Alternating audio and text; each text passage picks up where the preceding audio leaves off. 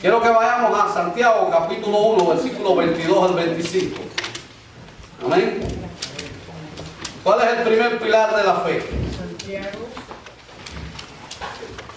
Santiago capítulo 1, 22 al 25. Los que lo tengan se pueden poner en pie. ¿Cuál es el primer pilar de nuestra fe? La Biblia.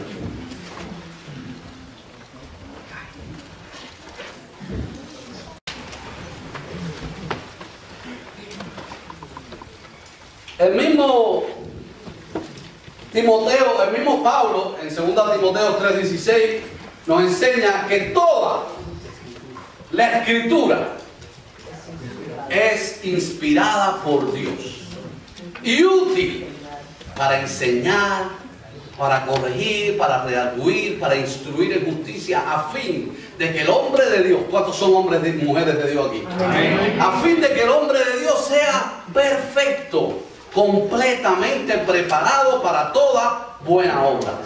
La palabra de Dios es útil, diga útil. La palabra de Dios la necesito. Yo necesito la palabra de Dios.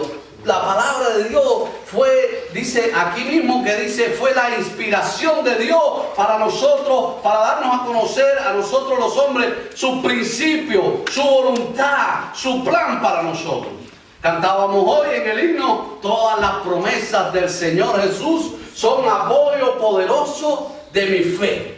¿Por qué? Porque en la palabra yo encuentro apoyo poderoso para mi fe. Promesas gloriosas en las cuales podemos decir, como Romanos capítulo 8, las aflicciones del tiempo presente no son comparables con la gloria venidera que nosotros ha de manifestarse.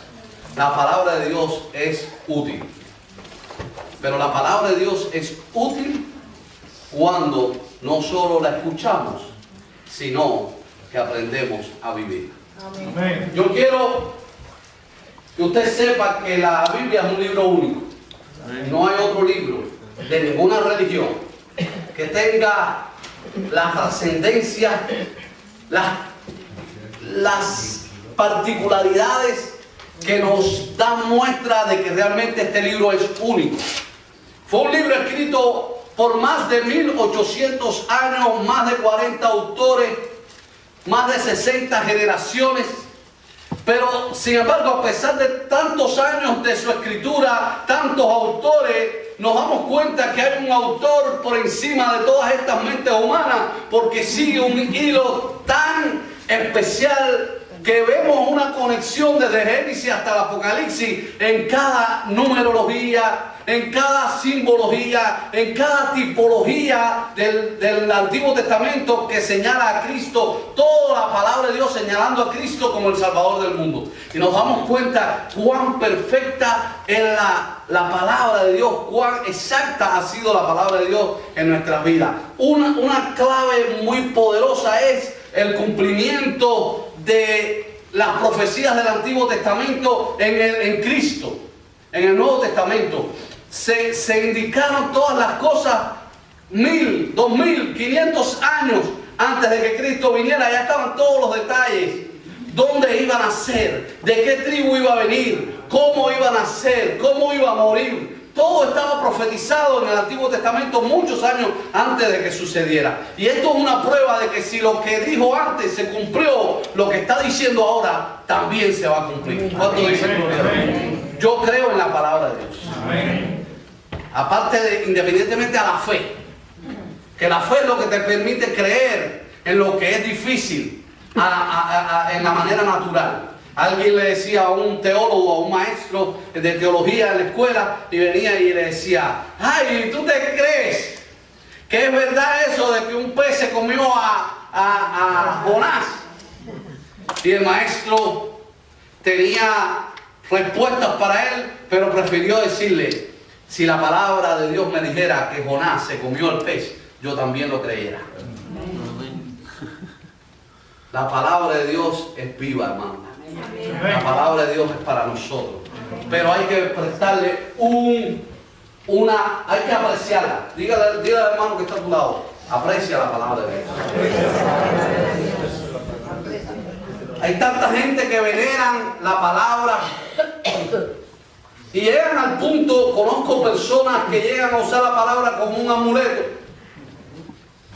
No la leen, no la practican, pero sí la abren en la cama, en un salmo específico para que le cuide el cuarto. Tantas supersticiones y tantas cosas que han entrado en la mentalidad religiosa del ser humano, que le dan una aplicación diferente. Usted puede tener una Biblia abierta en cada habitación de su casa, pero si usted no la lee, la cree y la practica, de nada le va a servir. Amén. Porque no es para usarla como un amuleto, fue revelación para nosotros en sus letras, encontrar la verdad de Dios. Amén. Estúdiela. No sé si me escucharon. Amén. Amén. Estudiémoslas. Amén. Amén. Tenemos que estudiar la palabra. Amén. Es más, le voy a decir algo que yo he visto en la palabra. La Biblia, y ahora usted me va a chocar conmigo al principio que lo diga, después me va a entender un poquito mejor. La Biblia no se lee, se escudriña.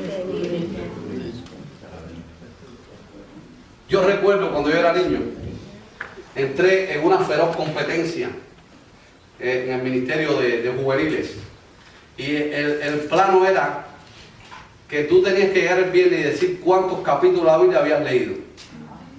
Mientras más capítulos leías, cuántas visitas habías hecho. Teníamos una emulación entre los juveniles y parecía sana. Parecía sana. Pero yo recuerdo que yo quería ganar, porque siempre tenía un espíritu muy competitivo. No sé cuánto le pasa eso. Pero yo siempre, a mí no me gusta perder al tenis. Aunque me ganen, pero no me gusta perder. ¿Eh? ¿A ti te gusta perder, Joaquín? No, para nada. No sé lo que es perder. ¿No? Sí, pues él es el que juega tenis conmigo, ¿no? Y Emilio. Sí.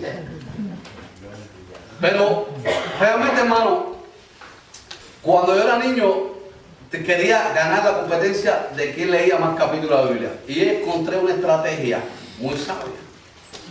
El capítulo más corto de la Biblia es el Salmo 117. Entonces, para completar, leía 5 veces el Salmo 117. Y entonces, cuando leía el Salmo 117, buscaba por toda la Biblia los capítulos más cortos. Yo no iba a leer el Salmo 119, porque ahí iba a perder la semana entera de la competencia. Y cuando llegaba, de hecho, siempre cogía buenos puntajes en todas las cosas, porque lo estaba haciendo por competencia. No vale la pena leer la Biblia por competencia. Inclusive yo, con todo respeto, no simpatizo, lo respeto, no simpatizo mucho con esos planes de leer la Biblia en un año. Eso es algo muy personal. No estoy diciendo que si usted lo hace está mal. Bueno, por lo menos lee la Biblia y algo se queda. Pero el problema es que para yo leer la Biblia en un año, yo recuerdo que hicimos el plan y hermano, yo recuerdo que había que leer 3 capítulos diarios y creo que el domingo había que leer 4. Si yo leo 3 capítulos diarios y el domingo leo 4, ¿cuánto se me va a quedar de todo eso? Es como comer apurado. ¿Sabe? ¿Cuánto me voy a nutrir? Porque el asunto no es comer por comer, no es leer por leer, es nutrirme de la palabra. Entonces yo recomiendo, hermano, a usted, recomiendo que no lea la Biblia, escudriñe la palabra. Vaya a ella no para cumplir con un requisito religioso, vaya a ella para alimentarse de la palabra de Dios. Cuando usted va por un requisito religioso, va a ir y decir, ¿y qué leo? ¿Y por dónde leo? Y voy a leer cualquier cosa y no la entiendo y la cierro y la tiro. Escudriñe la palabra. Busque alimento en la palabra. Si necesita ayuda, busque ayuda de un líder, del pastor. pastor, ¿dónde leo? Quiero aprender de tal tema, ¿por dónde puedo ir? Hay ayuda, hermano. Me preocupa testimonios que he escuchado del esposo que le dice a la esposa: oye, vieja, ¿has visto la Biblia?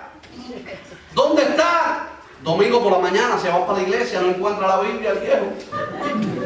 Y dice la esposa: chico, ¿no te acuerdas que el domingo la dejaste en el maletero del carro cuando salimos de la iglesia?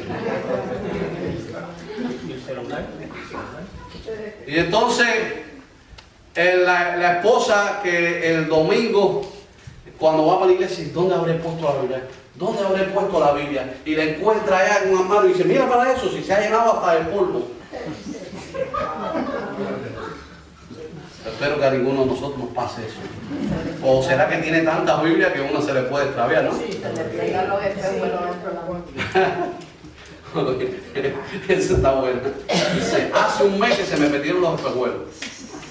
Y al otro mes le pregunta: hermano, ¿encontró los espejuelos? Sí, estaban dentro de la Biblia.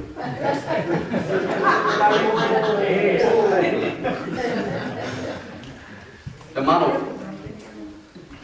si la Biblia es la palabra de Dios, si la Biblia es nuestra regla de fe y conducta, si la Biblia es tan importante, debemos prestarle atención a la palabra de Dios. Amén. Debemos escudriñarla. Escudriñala. Busque. Segundo, aprenda de ella. Dile al hermano que está a su lado: dale un codazo, dale un codazo para que no se vaya a dormir. Dale un codazo, sí, dáselo durito para que, dice, aprende de la palabra. Hermano, el propósito de la palabra es que usted aprenda algo. Por eso es que hay que escudriñarla, porque yo puedo leer la etiqueta de cualquier cosa y se me olvidó qué es lo que decía, pero la palabra en particular yo la estoy leyendo para aprender algo. Quiere decir que si usted está leyendo en el libro de Números, o en el libro de Deuteronomio, o en Levítico, y comienza, porque y fulano engendró a mengano, y mengano engendró a silano, usted tiene que saber que sí, eso sirve para un estudio, pero no para el estudio que yo necesito hacer. No sé cuántos están acá. No es que esa palabra no fue inspirada, esa palabra sirve para los que estudian la genealogía y los que preparan un estudio de quién fue padre de mengano, de qué linaje viene. Es necesario, pero ahora si usted lo que está buscando es cómo atender a esta tentación o a esta debilidad o a este problema, no vaya a ir a leer eso no le va a resolver el problema. Tiene que buscar una palabra adecuada a lo que usted quiere alimentarse. Si usted quiere aprender doctrina, no puede ir a leer ese capítulo. Tiene que saber, si usted necesita palabra de ánimo, usted puede ir a los salmos. Amén. Si usted necesita palabra de sabiduría, usted puede ir a los proverbios. Si usted necesita aprender de la vida de la iglesia y cómo debe ser la vida de un cristiano, puede ir a las cartas paulinas. Si usted necesita aprender del ministerio, de cómo es un líder cristiano, tiene que ir a las cartas de Timoteo, a las cartas a Tito, cartas pastorales.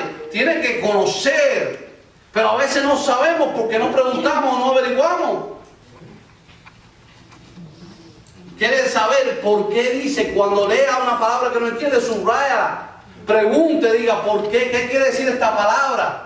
¿Por qué aquí está diciendo esto? ¿Qué quiere decir esto? Aprenda la palabra. ¿Cuántos dicen amén? Amén. Si es importante, yo quiero entenderla.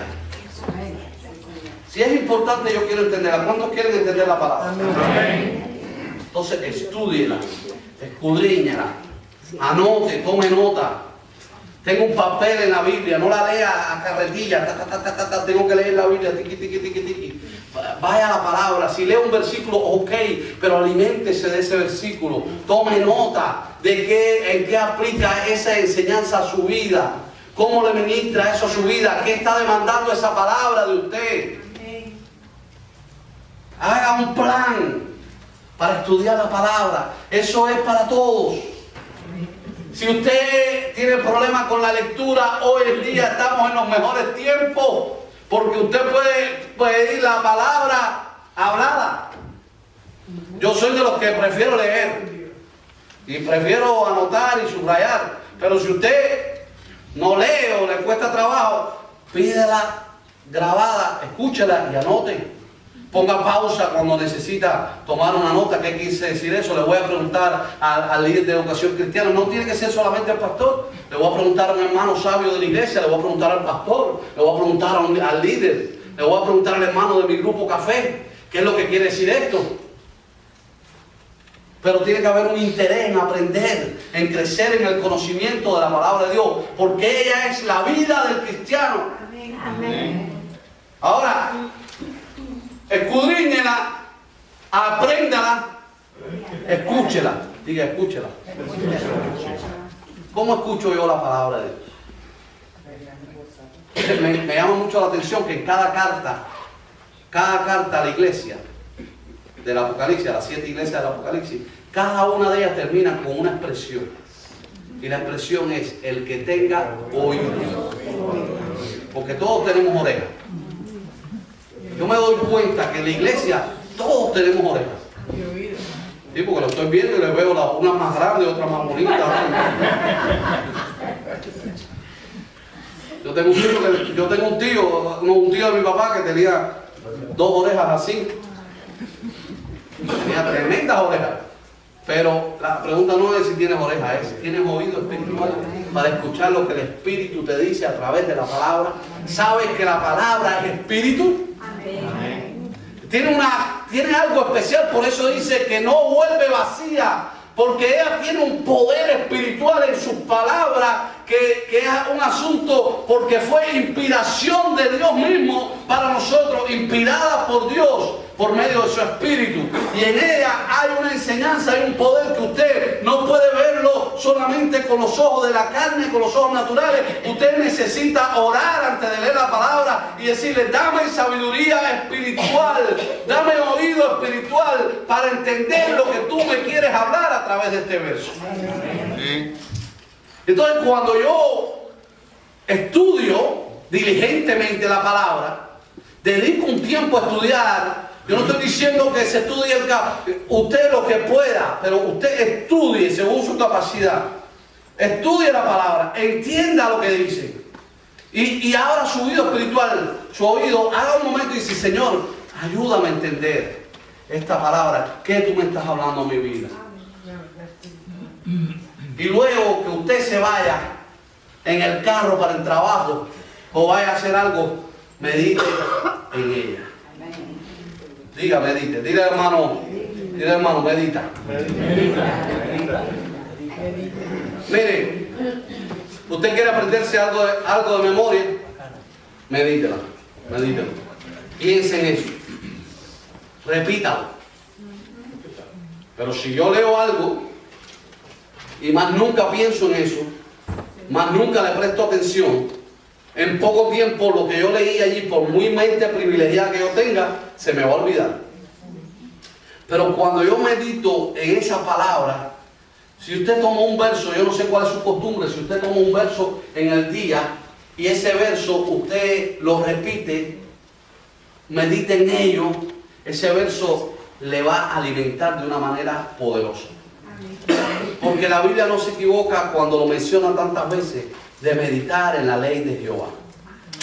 De hecho, todos saben que yo menciono mucho el Salmo 1, donde dice, sino que de día y de noche,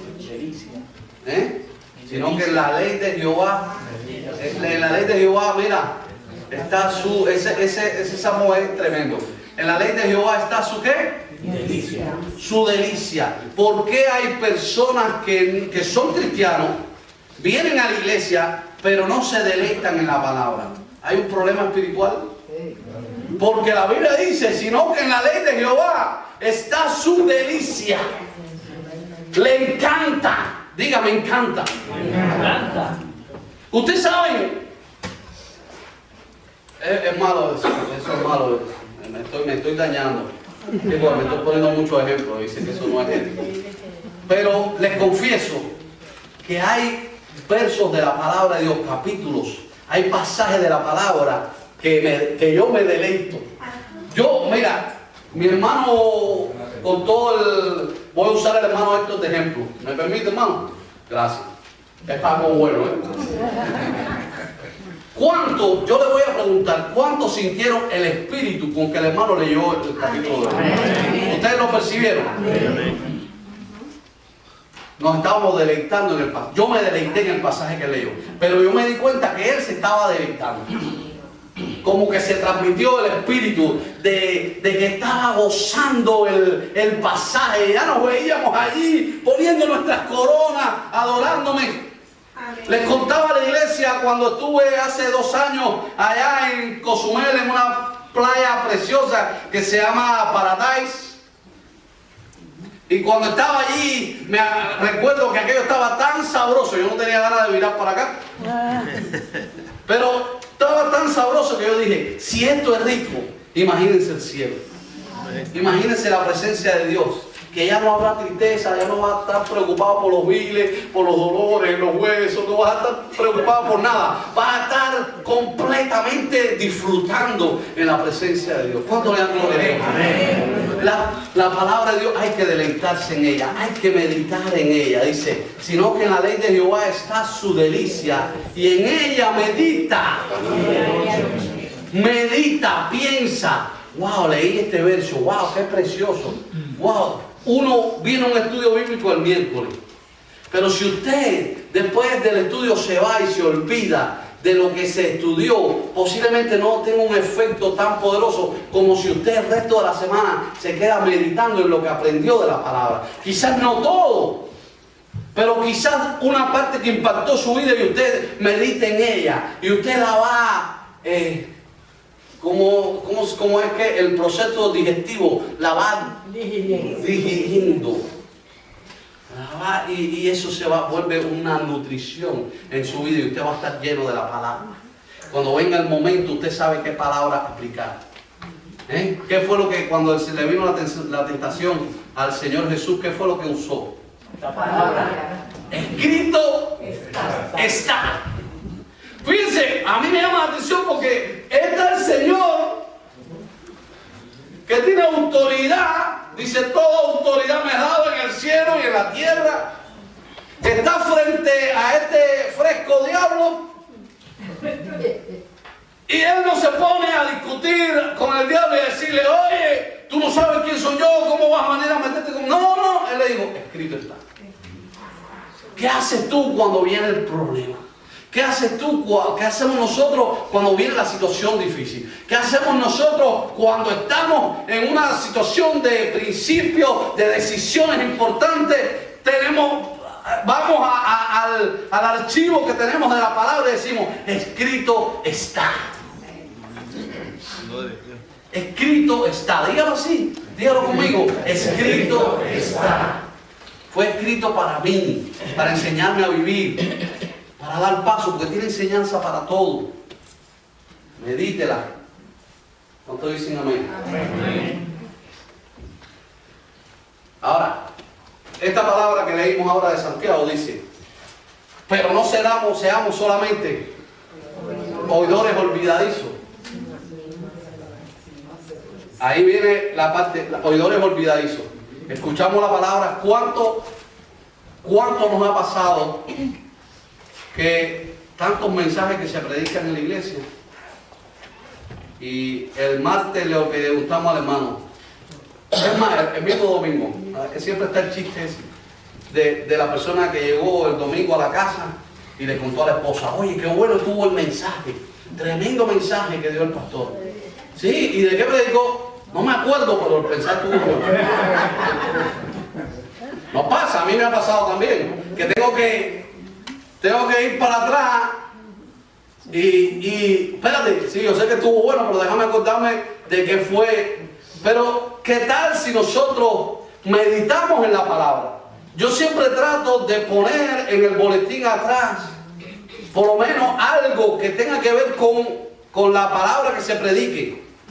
¿Por qué? Porque los que les interesa meditar en la palabra, cuando leen, cuando el lunes sacan el boletín, si lo llevan a la casa, si lo guardan,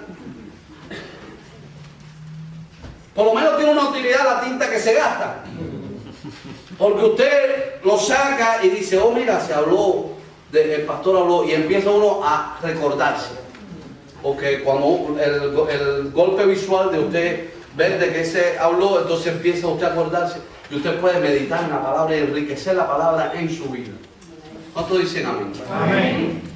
Ahora, si usted Dios le habla y usted no hace, no pone en práctica, la Biblia la palabra de Dios es muy educada. Yo no soy tan educado como la Biblia y ustedes me van a perdonar por eso. Pero la Biblia lo plantea de la siguiente manera. Mira lo que dice la Biblia en Santiago. Dice que los que son oidores y no hacen la palabra se engañan a ellos mismos. Es semejante al hombre que se ve en el espejo y cuando se va se le olvida cómo era, lo feo que estaba o lo bonito que estaba. Pero el que mira atentamente, diga atentamente, mirar atentamente, con diligencia, con interés, la perfecta ley, la de la libertad, y persevera en ella, diga persevera, no siendo oidor olvidadizo, sino hacedor de la obra, este será bienaventurado en lo que hace. Wow. Yo decía que la Biblia es porque le dice, no, es el que considera es semejante. El que ve la palabra o el que ve su rostro en un espejo y se le olvida cómo era, ese tipo está loco. O está feo. O tiene un problema emocional que se vio tan feo en el espejo que no quiere acordarse cómo era.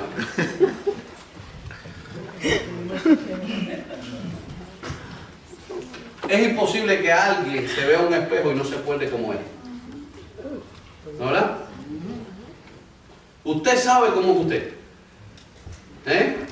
Usted sabe mejor que nadie el defecto que tiene o la virtud que tiene.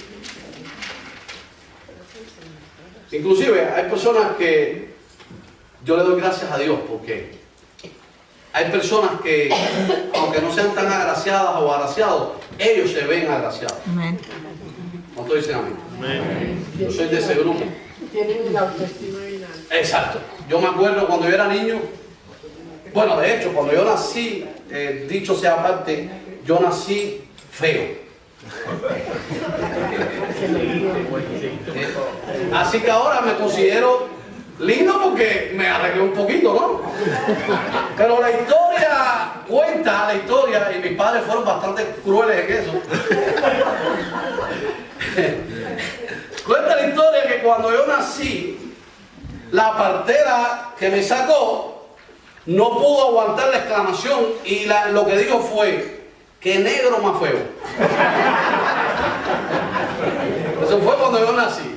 Así que me ponen en una cuna, me tapan lo mejor posible, me ponen una ropita bonita para arriba, Joaquín.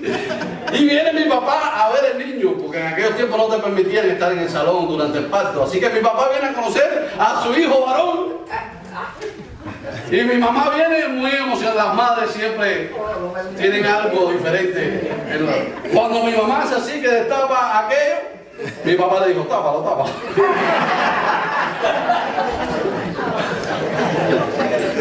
Así que yo me imagino, de hecho, hasta que yo no cumplo 2 años no hay foco. Ellos esperaron sabiamente a que yo me chapeteara un poco. Entonces, a raíz de eso, yo recuerdo que mis padres me llevaban a las visitas, porque esos pueblos allá en aquellos tiempos había que andar con el muchacho en la bicicleta y hacer visitas. Ellos eran pastores y sabes que la gente normalmente estima mucho a los pastores. Entonces no le van a ofender al niño. Entonces yo me acuerdo que a mí me llevaban a las casas y la mayoría de los hermanos decían: ¡qué mono el niño! Y yo interpreté que mono quería decir algo bonito. Yo no sé qué estaban pensando ellos, pero como yo lo tomé, es que estaban diciendo qué gracioso es el niño. Que tú descendías en mono. Y me quedé con esa idea de que yo era gracioso. Y eso me elevó mi autoestima. De una manera en que yo me veo en el espejo y me veo bonito. Yo no sé lo que usted ve. Gloria a Dios, como Dios nos hizo. Porque Dios es sabio. Y si Dios nos hizo de una manera, hay que decirle al Señor, Señor, tú sabes lo que hiciste. Y lo que quiero es glorificar. Hay tantos rostros hermosos con corazones vacíos. Hay tanta gente enfocada en la vanidad y no en el valor esencial del ser humano. Que hoy la sociedad está viviendo en una competencia a buscar la belleza.